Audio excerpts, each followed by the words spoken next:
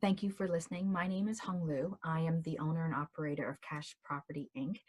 And if you are watching this video, you've either come across it because you've received the 12-month financial success calendar in the mail, or somebody's given it to you, or you just happen to run across this on our YouTube and our video channel. So this video is just a quick introduction to the calendar and the benefits and the outcomes that you are going to get from using this calendar over the next 12 months. Okay, so if it's the start of the year in January, then that's the best time to start. If you're getting this sort of mid-year or any time during the year, you can also start this and just sort of start where that month matches. Okay, so this calendar is set up in two pages for each month. Okay, one side you will see that it is for the actual month itself, and then the next page, which is page 2, is a reflection page. Okay, so if you are starting this off in January, okay, what you want to do is basically go in and put in the date that matches for that fiscal year. So for example, in 2019, we started January the 1st on the Tuesday, and then the following week, the Monday, January the 7th, it falls on the Monday. Okay, so you want to fill in the dates and then just walk yourself through with the different comments on the bottom, and then put in what promises you make for yourself. So now if you're using this calendar for yourself, it's fairly easy. You just make yourself a promise and you keep it for that month. Okay, if it is for a family challenge, so for example, in my family, we've got 3 people and we are using one calendar for the 3 of us. Okay, and in the first 3 months, we are actually doing a budget challenge, which means we want to show that in our family, we can actually live off of one income rather than 2 incomes. Okay, so our challenge over the next 3 months for January, February, and March is to collect the data and prove that we can actually live off of one income. Okay, so what we've done in our case is we've put in the January dates, and we've also put in a challenge for each person in our family. So there's a challenge for my husband, a challenge for me, and a challenge for our son. And it could be any type of challenge, but that person needs to agree to it. It can't just be a challenge that somebody's given the other person and the other person doesn't agree to it. Okay, so whoever that challenge is for, they need to agree to it.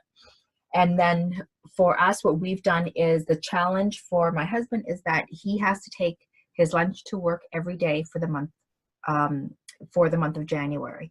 Okay, so we're tracking that down.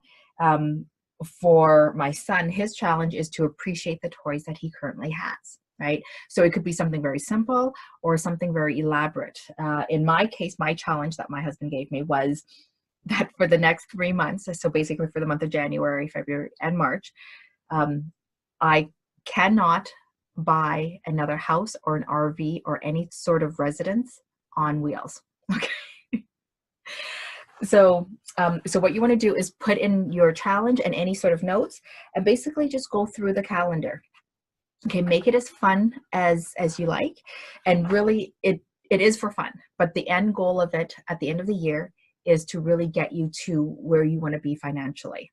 Okay, so that's how to use the calendar. On page, let me see what page it is here. Before you actually get into the January, so basically on page 3, which is the flap, there's a goal setting there. Okay, and what you want to do is just take a couple of minutes and think about what it is that you want to achieve financially by the end of the year. Okay, and it could be 6 months, 3 months. It doesn't have to be 12 months. But what we normally do is target 12 months because that's, just 12 months in the year. So, but it doesn't need to be. Okay, and what you want to do is you want to make your financial goal to meet the criteria of a SMART criteria. So it's specific, measurable, achievable, realistic, and timely. Okay, and if it meets all those criteria, then it's a SMART goal. Okay, and in this particular case, we're making a promise to ourselves that we will focus on our financial achievement because it's up to us to be able to reach that goal. Okay, so if you do not have a copy of this and you would like a copy, okay, please email us and we will send you a copy. We do need your mailing address to be able to do that.